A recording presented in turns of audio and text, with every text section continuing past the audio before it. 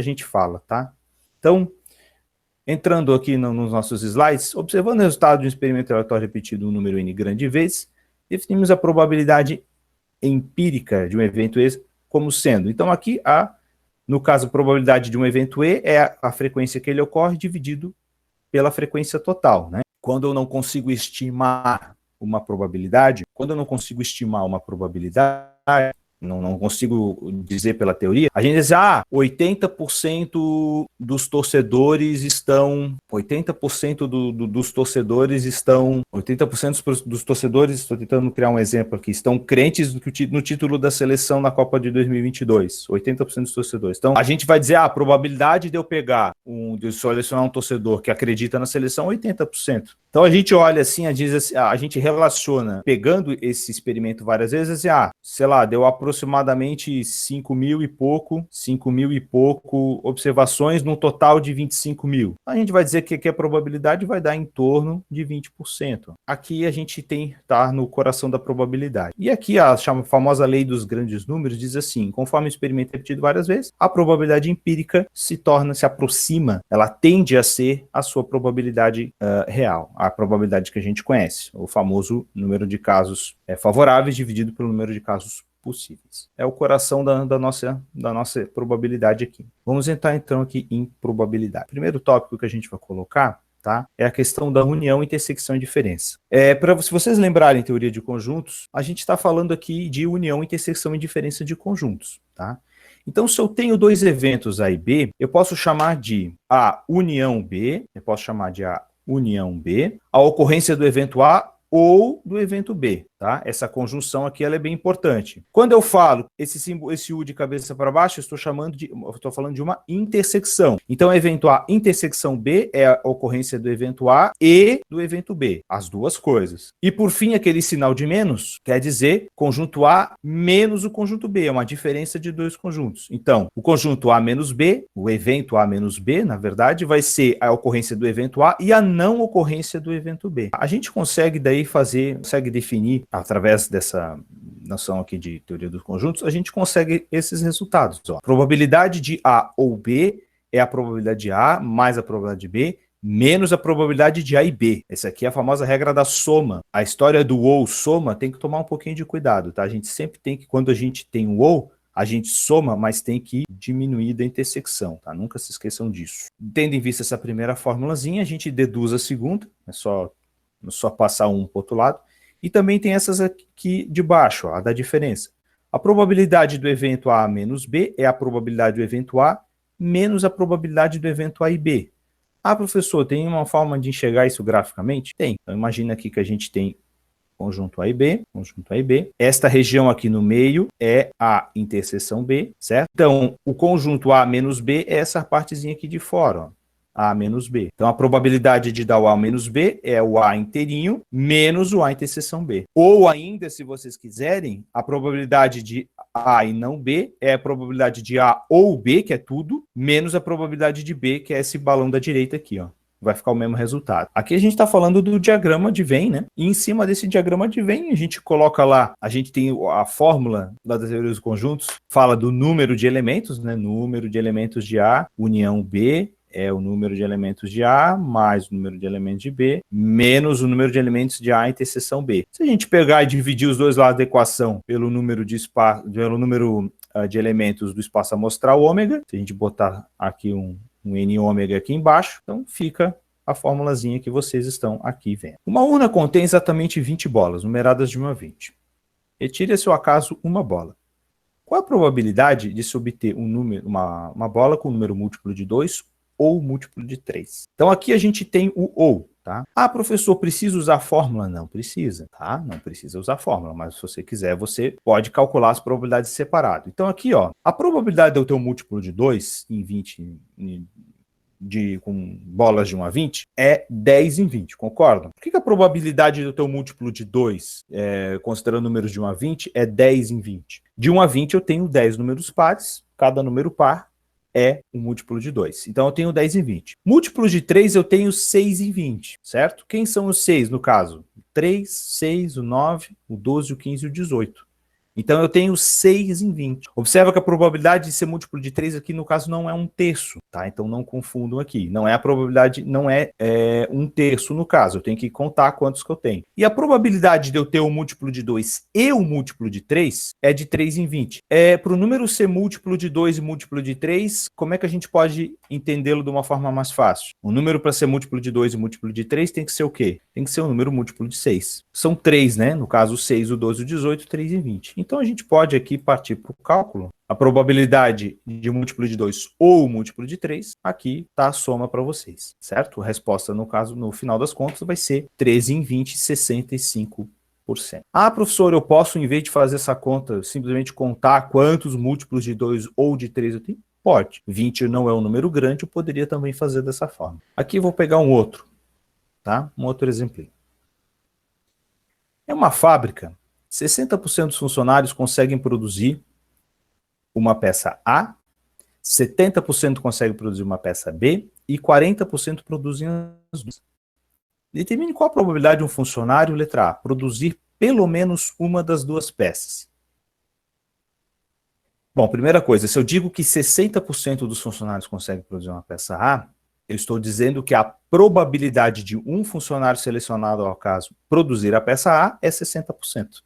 Isso é o que eu estou dizendo. Não com essas palavras, mas está dito aqui no enunciado. Então, a probabilidade do sujeito fazer a peça A, 60%. Então, no caso, quanto seria a letra A aqui? Quanto seria o resultado? No caso, vai dar 90%. Gente, produzir pelo menos uma é produzir a A ou a B. Eu tenho a probabilidade de A ou B vai ser 0,6 mais 0,7 menos 0,4, vai dar 0,9, 90%.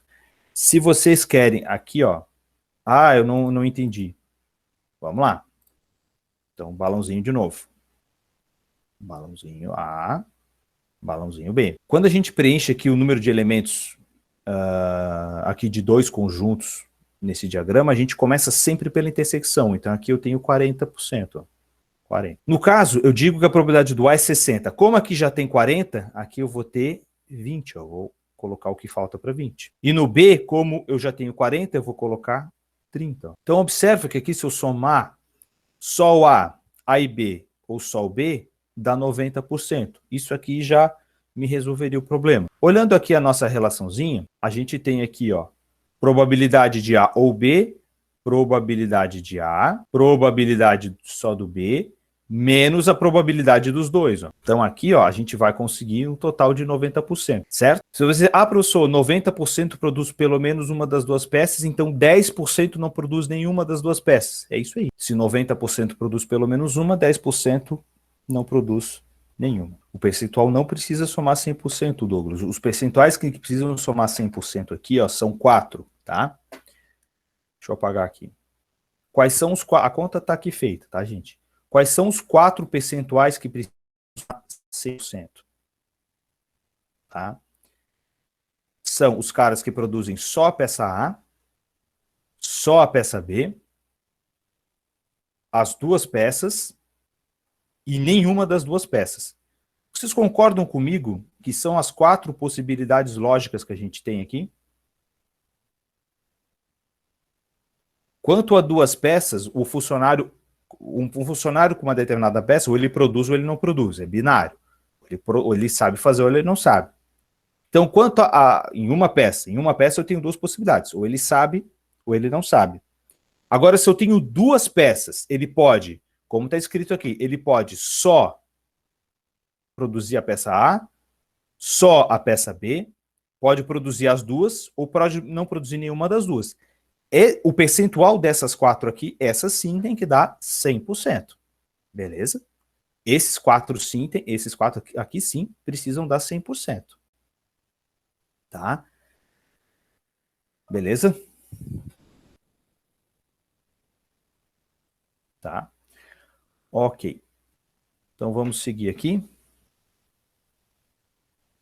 Então a probabilidade de dar, aqui no caso, o A e não B, que é somente a peça A, então é o 0,6 menos o 0,4, 20%, e só a peça B, 30%. Certo? Tudo isso aqui a gente pode visualizar pelo diagrama, certo? Embora a gente sempre não possa esquecer o princípio matemático das coisas, então por isso a gente coloca as fórmulas aqui também, tá? Alguma pergunta?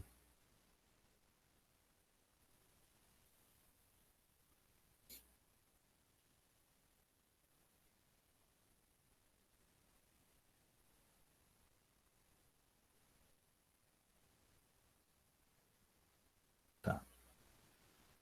Então, gente, se não tiver nenhuma pergunta, vamos tocar aqui, ó. Casos especiais importantes. Aqui eu tenho 2 casos extremamente importantes para falar sobre eventos. Primeiro caso, quando eu tenho eventos mutuamente exclusivos.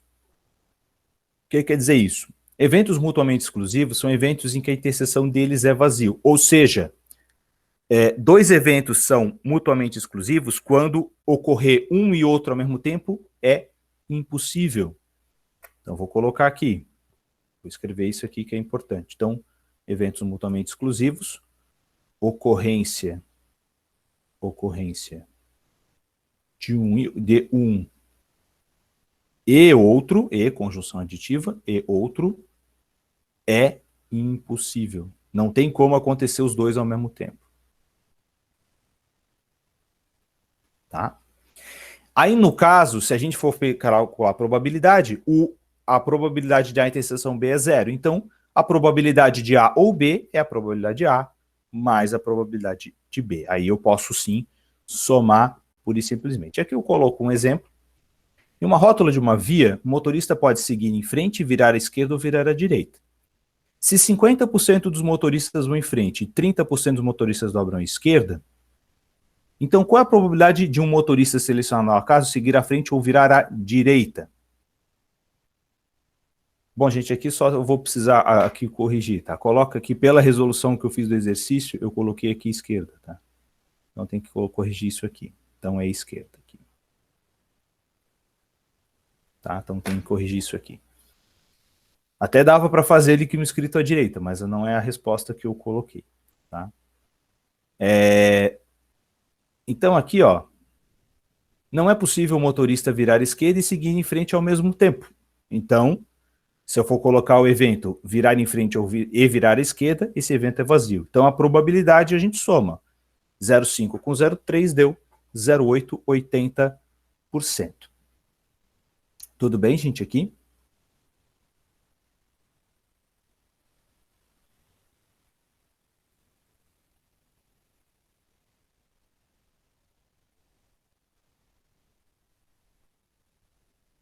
Tá? Então ali está até daria para resolver. No caso, gente, se eu quisesse virar à direita, eu poderia só pegar aqui 50% com 30%, faltaria 20%. Então seria, no caso, 50% mais 20%, aí daria 70 respostas, se fosse aqui virar à direita, tá? Mas não foi a minha intenção quando eu coloquei o exemplo aqui, tá? Então eu preciso só fazer a correçãozinha aqui, tá? Então é aquele negócio, não dá para fazer os dois, a gente só soma as probabilidades. E agora, um tema ainda mais importante, tá? Eventos complementares. Então, se eu tenho 2 eventos que são mutuamente exclusivos e a união deles dá o próprio espaço amostral, então a gente diz que o A e o B são eventos complementares. A gente diz aqui, no caso, que o B é igual a notação aqui, A complementar, evento complementar de A. Gente, se eu tenho aqui todo o espaço amostral, isso aqui é todo o espaço amostral, aqui o nosso ômega, tá? E eu tenho o evento A, o restante é o evento A complementar, certo? Eu posso dizer, no caso, que se 2 eventos são mutuamente exclusivos, ou acontece um, ou ocorre um, ou ocorre outro. Esse ou exclusivo. Ou ocorre um, ou ocorre outro. Então a gente pode entender dessa forma. Ou acontece o A, ou acontece o A complementar. Não tem como não acontecer nenhum dos dois, e tampouco acontecer os dois simultaneamente. Tá? Então, um exemplo aqui para a gente entender bem o que a gente pode fazer com isso. Ó. No lançamento de 6 moedas, qual é a probabilidade de ocorrer mais de uma coroa? Se a gente for querer calcular essa probabilidade assim, pura e simplesmente, eu vou ter que pegar o seguinte, eu vou ter que... Deixa eu pegar em vermelho aqui, dar a corzinha. Se eu for querer calcular essa probabilidade assim, por mais de uma coroa, então pode ser 2 coroas, pode ser 3 coroas, pode ser 4 coroas, pode ser 5 coroas, ou pode ser 6 coroas. Não, concordo que não vai dar uma conta grande isso aqui?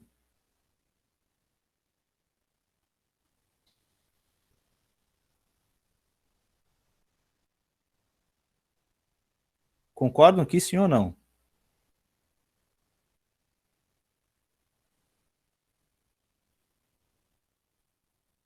Uma conta grande aqui, poxa, para 2 eu posso ter primeira e segunda posição, primeira, enfim. Vai dar uma conta muito grande. Então, o que é mais fácil fazer? O que é mais fácil fazer? Gente, é mais fácil eu pegar aqui, ó, eu dizer, ó, A é o evento ocorrência mais de uma coroa. Eu vou pegar o evento A complementar, o A complementar é o quê? A não ocorrência de mais uma coroa. Certo? Não ocorrência de mais uma coroa. No caso, a não ocorrência de mais uma coroa é a ocorrência de, no máximo, uma coroa. E faltou parênteses. E faltou fechar o parênteses. Tá? Não a ocorrência de, no máximo, uma coroa. É a tal da negação. A gente conhece pela negação lógica. Então, em 6 moedas, se por um lado pode ocorrer mais de uma coroa, o contrário de ocorrer mais de uma coroa é não ocorrer mais de uma coroa, que no caso é ocorrer no máximo uma coroa. Repetindo e sintetizando. O contrário de acontecer mais de uma coroa é acontecer no máximo uma coroa. Então é mais fácil, no caso, a gente calcular esta probabilidade aqui, ó. Porque aqui, ó, ocorrer no máximo uma coroa é ocorrer 0 coroas, ou ocorrer uma coroa. Olha como vai ficar mais fácil. 0 coroas, é só botar 6 caras, ó. Enquanto que para acontecer uma coroa, eu posso ter, no caso, a coroa no começo. Certo? A coroa no começo. Posso ter a coroa no segundo lugar, no terceiro lugar, no quarto lugar. Então aqui eu tenho 6 possibilidades, ó. Enquanto aqui eu tenho uma. Qual que é a probabilidade, então, de ocorrer mais... desculpe, qual é a probabilidade de ocorrer, no máximo, uma coroa?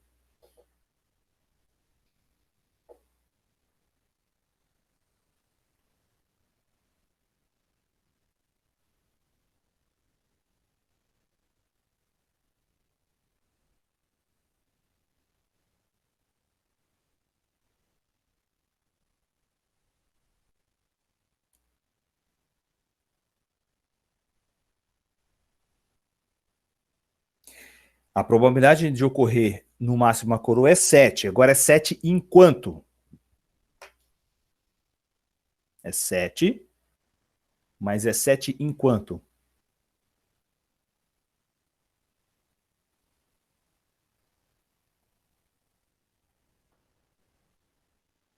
Pessoal, se a gente tem 6 moedas, exatamente. Então a gente tem 2 elevado na 6, no caso, sequências possíveis. Se eu tenho 6 moedas, eu tenho 2 elevado na 6 possíveis resultados aqui, ó. Observem que essas duas sequências que estão aqui escritas são duas das 64, né? 7 em 64. Observem que aqui eu tenho duas dessas 64 sequências. Então, o fato de eu ter calculado a probabilidade de ocorrer no máximo uma coroa está aqui, ó. Probabilidade de acontecer no máximo uma coroa. Como eu perguntei a probabilidade de ocorrer mais de uma coroa, o que eu vou fazer? Deixa eu só apagar isso aqui. Como eu perguntei qual é a probabilidade de acontecer mais de uma coroa, é só pegar o que falta para 1. Certo? Então, ali, a resposta do nosso exercício deu 57 em 64, que é a mesma coisa que ali eu botei em porcentagem aproximada, tá? Mas o fato é que, na hora de calcular essa probabilidade, eu utilizei a probabilidade contrária, vamos assim dizer. Aqui, no caso, foi mais fácil calcular a probabilidade contrária do que eu queria, porque daí depois só fazer 1 menos a probabilidade contrária deu a probabilidade que eu queria. Alguma dúvida?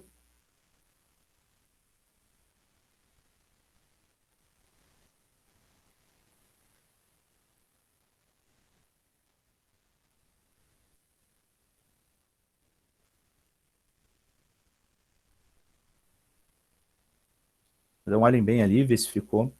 Vocês pegaram a ideia da coisa aqui, ó. Eu quero calcular a probabilidade contrária do que eu quero. Eu calculo a probabilidade contrária, faço um menos. Então, em alguns exercícios de probabilidade, a gente faz isso, em vez de calcular a probabilidade direto ali que está sendo pedida.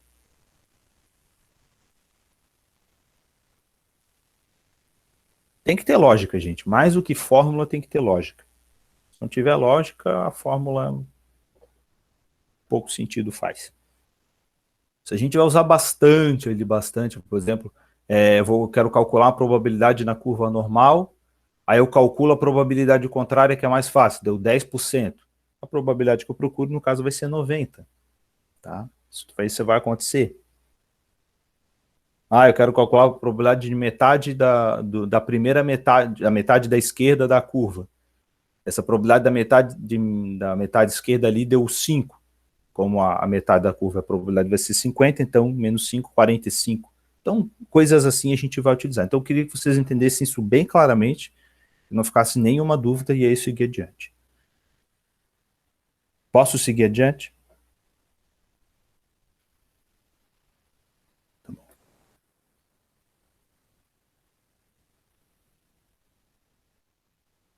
Então, vamos lá.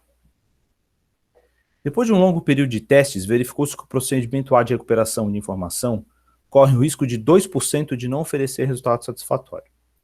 No procedimento B, o risco cai para 1%. O risco de ambos os procedimentos apresentarem resposta insatisfatória é 0,5%. Qual é a probabilidade de os dois apresentarem resposta satisfatória? Então, aqui eu quero saber, aqui eu tenho, que eventos que eu tenho aqui? Eu tenho, no caso, a probabilidade do A dar ok. Deixa eu ver como que eu defini aqui. Deixa eu fazer um aqui. Tá. Beleza. Não vou usar isso aqui, então. Então, aqui, gente, a probabilidade de falha do A, 0,02, probabilidade de falha do B, 0,01, probabilidade de falha de ambos é 0,005. O que eu quero calcular nesse caso? Eu quero calcular nesse caso qual é a probabilidade de os dois apresentarem resposta satisfatória. Ou seja, eu quero calcular a probabilidade de não falha. Opa, isso aqui era para ser um F. A probabilidade de não falha do A e de não falha do B. Esse símbolozinho aqui na frente aqui é o símbolozinho que a gente costuma usar lá na lógica de negação, tá? Então, na verdade, o que eu quero calcular é isso aqui. Certo? Então, para a gente calcular isso aqui, uma maneira da gente fazer esse exercício, o que, que é? Uma maneira, tá? Uma possibilidade. Eu pegar a probabilidade de falha do A ou de falha do B.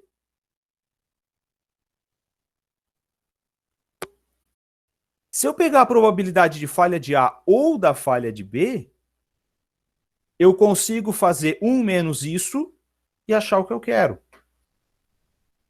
Vê se isso faz sentido.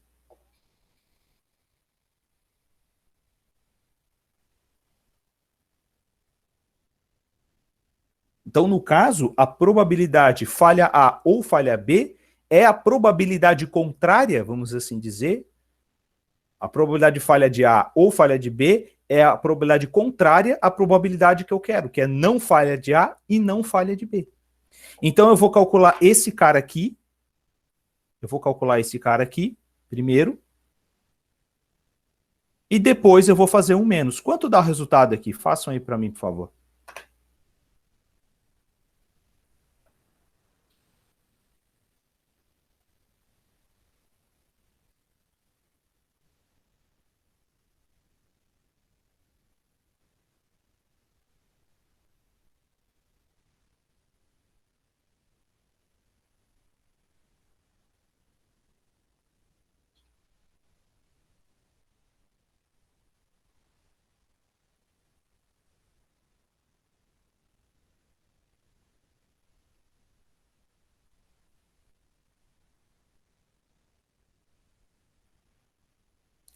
Ali a gente eu coloquei, observem as probabilidades, eu coloquei em decimal. Se vocês quiserem colocar em porcentagem, para facilitar ali, pode, tá?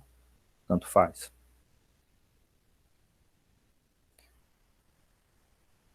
Tá, 2,5 é a probabilidade de quem? Qual é, que é esse 2,5 que tu achou?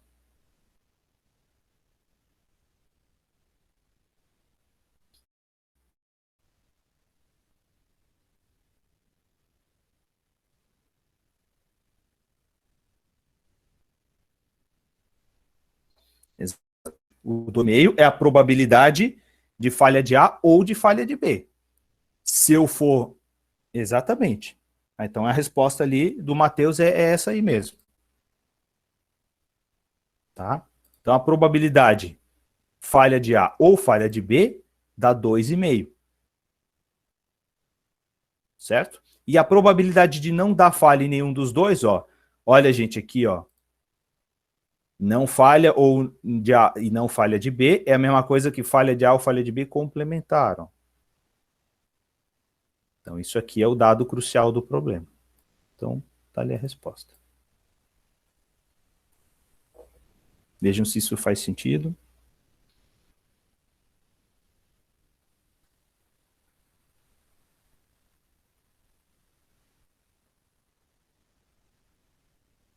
Dá para fazer isso aqui, esse exercício dá para fazer de outra forma, tá? Eu acho que essa forma aqui é a mais prática. Mas dá para fazer de outra maneira também.